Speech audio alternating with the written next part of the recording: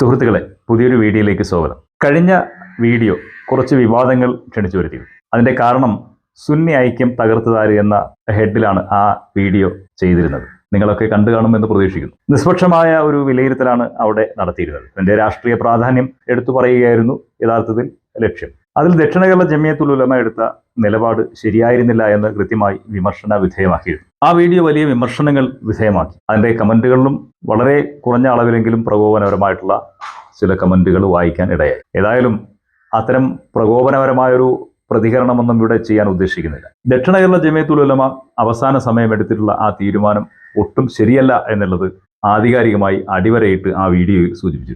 എന്നാൽ പല ആളുകളും എടുത്തു പറയാൻ ശ്രമിച്ചത് സുന്നി എന്താണ് എന്ന് അറിയില്ല, ആർക്കറിയില്ല, എനിക്കറിയില്ല എന്നുള്ളതാണ്. സുന്നി എന്താണെന്ന് എനിക്കറിയില്ല, സുന്നിസം എന്താണ് എന്ന് എനിക്കറിയില്ല, സുന്നി രാഷ്ട്രീയം എന്താണ് എന്ന് എനിക്കറിയില്ല, സുന്നി സാംസ്കാരികത എന്താണ് എന്ന് എനിക്കറിയില്ല, സുന്നി ആശയം എന്താണ് എന്ന് എനിക്കറിയില്ല എന്നൊക്കെയുള്ള വിമർശനങ്ങളുടെ പല തലങ്ങളിൽ നിന്നുകൊണ്ടുള്ള ആ വിമർശനാത്മകമായ ഒന്നായിരുന്നു പല ആളുകളും പങ്കുവച്ചത്. എന്നാൽ എരുതിയിൽ എണ്ണ ഒഴിക്കേണ്ടതില്ലല്ലോ. പറയാനുള്ളത് പറഞ്ഞ് അവസാനിപ്പിച്ചു മറ്റ് വിഷയങ്ങളിലേക്ക് പോകാമെന്ന് കരുതുമ്പോൾ വീണ്ടും വീണ്ടും ഇത്തരം കാര്യങ്ങൾ നമ്മളിലേക്ക് വരികയാണ്.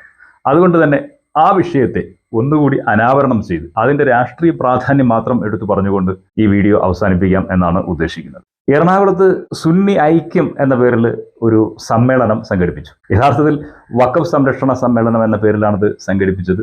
ആ സംഘടിപ്പിച്ച സമ്മേളനം ഏറ്റവും അവസാനം അടിച്ചു പിരിഞ്ഞു എന്ന് പറഞ്ഞാൽ മതി. അതിന്റെ ഉത്സാരങ്ങളും രാഷ്ട്രീയ കാമ്പുകളും വലിയ വിമർശന വിധേയമാക്കാതെ ചില ഭാഗത്ത് ചില പ്രശ്നങ്ങൾ വന്നിട്ടുണ്ട് എന്നുള്ളത് വ്യാപകമായി എൻ്റെ വീഡിയോയിലും എടുത്തു പറയാൻ ശ്രമിച്ചു. പക്ഷെ അതിനെ പല ആളുകളും പല അർത്ഥത്തിൽ പല നെഗറ്റീവായ ആംഗിളിൽ നിന്നുകൊണ്ടുള്ള വിമർശനങ്ങൾ ഉന്നയിക്കാൻ ശ്രമിക്കുക. എന്തുകൊണ്ട് ആ വീഡിയോ ചെയ്തു എന്ന് അറിയാൻ ആഗ്രഹിക്കുന്ന ആളുകളോടും കാര്യങ്ങളൊന്നും അറിയാതെയല്ല ഇത് ചെയ്തിട്ടുള്ളത് എന്ന് കുറച്ചുകൂടി വ്യക്തമായി പറയാൻ ആഗ്രഹിക്കുകയാണ്. എന്താണ് ആ കാര്യങ്ങൾ എന്ന് നിങ്ങൾ പരിശോധിക്കുക. ഒന്ന്, എറണാകുളത്ത് വഖഫ് സംരക്ഷണത്തിന്റെ മറവിൽ സുന്നി ഐക്യമെന്ന ലേബൽ പതിച്ചുകൊണ്ട് സമ്മേളനം സംഘടിപ്പിച്ചത് സുന്നി വിമത വിഭാഗങ്ങളാണ്.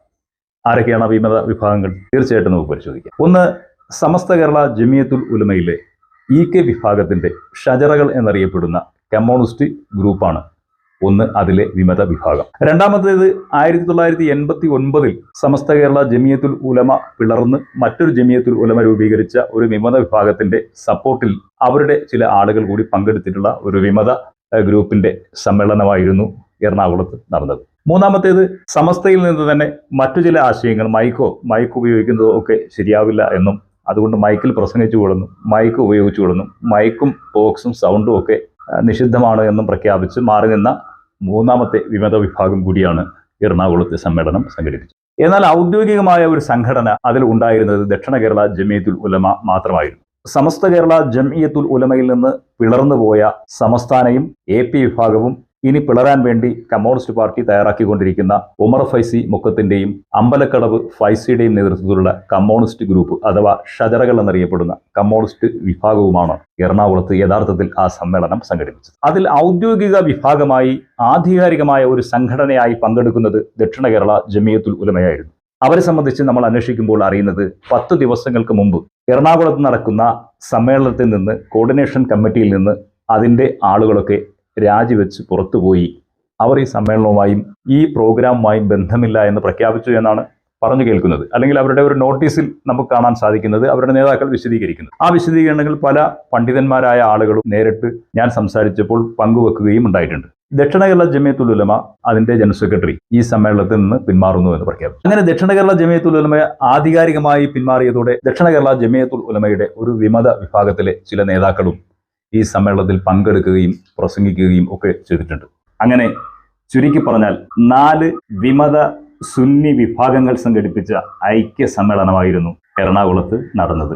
ഇങ്ങനെയുള്ള ഒരു രാഷ്ട്രീയമായ നിരീക്ഷണത്തിലാണ് ഏറ്റവും ഒടുവിൽ എത്തിപ്പെടാൻ സാധിച്ചിട്ടുള്ളത് എന്ന് എന്നെ ശ്രമിച്ചിട്ടുള്ള പ്രിയപ്പെട്ട ശ്രോതാക്കളോട് ഉണർത്താൻ ആഗ്രഹിക്കുകയാണ്. ശരീഅത്ത് സംരക്ഷണവുമായി ബന്ധപ്പെട്ട് സമസ്ത കേരള ജമിയത്തുൽ ഉലമ പ്രധാനമന്ത്രിയെ കാണാൻ വേണ്ടി തീരുമാനിച്ചു. ആ പ്രധാനമന്ത്രിയെ കാണാൻ വേണ്ടി തീരുമാനിച്ച് സംഘത്തിൽ നിന്ന് ഒരു പണ്ഡിതന്റെ പേര് ഒഴിവാക്കുകയും മുസ്ലിം ലീഗിന്റെ MP-മാരെ കൂടി ഉൾപ്പെടുത്തുകയും ചെയ്തു എന്ന പ്രകോപനത്തിൽ നിന്നാണ് ആ പണ്ഡിതന്റെ നേതൃത്വത്തിൽ സമസ്ത കേരള ജമിയത്തുൽ ഉലമ പിളർത്തി ഇന്ന് കാണുന്ന മറ്റൊരു വിമത വിഭാഗം ഗ്രൂപ്പ് ഉണ്ടാക്കി മുന്നോട്ട് പോകുന്നത് എന്ന് അവരുടെ തന്നെ മാധ്യമങ്ങൾ, മീഡിയകൾ, സോഷ്യൽ മീഡിയകൾ ഒക്കെ ചർച്ച ചെയ്യപ്പെട്ടുകൊണ്ടിരിക്കുന്ന ഒരു കാലത്താണ് ഞാനിത് പറയുന്നത്. അതും ഒരു വിമത വിഭാഗമാണ്. സമസ്ത കേരള ജമിയത്തുൽ ഉലമയെ പിളർന്നിട്ടുള്ള ഒരു വിമത വിഭാഗമാണ്. അങ്ങനെ വിമത വിഭാഗങ്ങൾ ഐക്യത്തിന് വേണ്ടി യോജിച്ച് നടത്തിയ സമ്മേളനത്തിൽ ആധികാരികമായി പങ്കെടുക്കുന്ന ഒരു സംഘടന എങ്ങനെ നിലനിൽക്കും, എങ്ങനെ മുന്നോട്ട് പോകും എന്നുള്ള ഒരു പ്രശ്നം ദക്ഷിണ കേരള ജമിയത്തുൽ ഉലമയുടെ പണ്ഡിതന്മാർക്കെല്ലാം ഉണ്ട്. എറണാകുളത്ത് നടന്ന സുന്നി ഐക്യ സമ്മേളനത്തിൽ നിന്ന് എന്തുകൊണ്ട് ദക്ഷിണ കേരള ജമിയത്തുൽ ഉലമ പിന്മാറുന്നു എന്ന വിശദീകരണം നൽകിയത് അതിന്റെ ജനറൽ സെക്രട്ടറി തൊടിയൂർ മുഹമ്മദ് കുഞ്ഞു മൗലവിയാണ്. അദ്ദേഹത്തിന്റെ വിശദീകരണം ദക്ഷിണ കേരള ജമിയത്തുൽ ഉലമയെ ആകെ വെട്ടിലാക്കി പെടുത്തി എന്നതാണ് യാഥാർത്ഥ്യം. യഥാർത്ഥത്തിൽ 3 വിമത ഗ്രൂപ്പുകൾ നടത്തുന്ന ആധികാരികമായ സംഘടനകളുടെയോ പ്രസ്ഥാനങ്ങളുടെയോ പിന്തുണയില്ലാത്ത ഈ സുന്നി ഐക്യ സമ്മേളനം എന്നുള്ളത് അത് കേരളത്തിൽ വീണ്ടും വിഭാഗീയ രാഷ്ട്രീയ വൽക്കരണത്തിന് വേണ്ടിയുള്ള ചില ആളുകളുടെ ഹിഡൻ അജണ്ടകളാണ് എന്ന് തിരിച്ചറിഞ്ഞ് ഞങ്ങളതിൽ നിന്ന് പിന്മാറുന്നു എന്ന് പറഞ്ഞിരുന്നുവെങ്കിൽ ദക്ഷിണ കേരള ജമിയത്തുൽ ഉലമയുടെ യശസ് വാനോളം ഉയരുമായിരുന്നു. പക്ഷേ അവർ പറഞ്ഞതും അവർ പറയാൻ ശ്രമിച്ചതും അതിൻ്റെ വിശദീകരണവും ദക്ഷിണ കേരള ജമിയത്തുൽ ഉലമയെ ആകെ പ്രതിപ്പട്ടികയിലാക്കി. പാണക്കാട് തങ്ങൾ പങ്കെടുത്തില്ലെങ്കിൽ അതിൽ സുന്നി ഐക്യമില്ലെന്നും അത്തരമൊന്നിൽ ഞങ്ങൾ വരില്ല എന്നും പ്രഖ്യാപിച്ചുകൊണ്ട് പാണക്കാട് കുടുംബത്തിന്റെ വിധേയ ദാസന്മാരായി അടിമകളായി ദക്ഷിണ കേരള ജമിയത്തുൽ ഉലമ എന്ന ഒരു പണ്ഡിത പ്രസ്ഥാനം മാറുന്നു എന്നുള്ള കാഴ്ചപ്പാടാണ് ഈ സമൂഹത്തിൽ സൃഷ്ടിച്ചത്.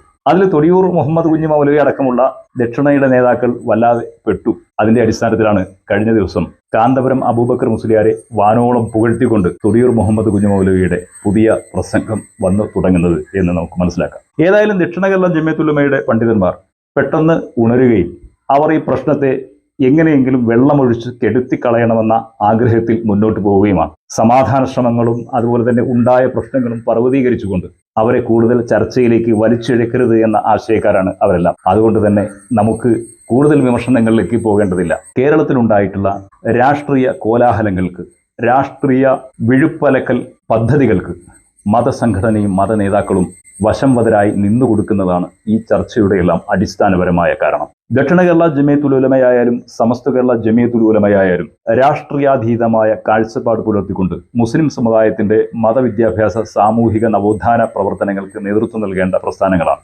ആ അർത്ഥത്തിൽ ആദരിക്കപ്പെടേണ്ടവരും ബഹുമാനിക്കപ്പെടേണ്ടവരുമാണ് മുസ്ലിം പണ്ഡിതന്മാർ. പക്ഷേ അവർ ഏതെങ്കിലും രാഷ്ട്രീയ പ്രസ്ഥാനത്തിന്റെ വാലുകളായി മാറി നിൽക്കുമ്പോഴാണ് സംഘടനകൾ വിമതസ്വരം ഉയർത്തുന്നത്.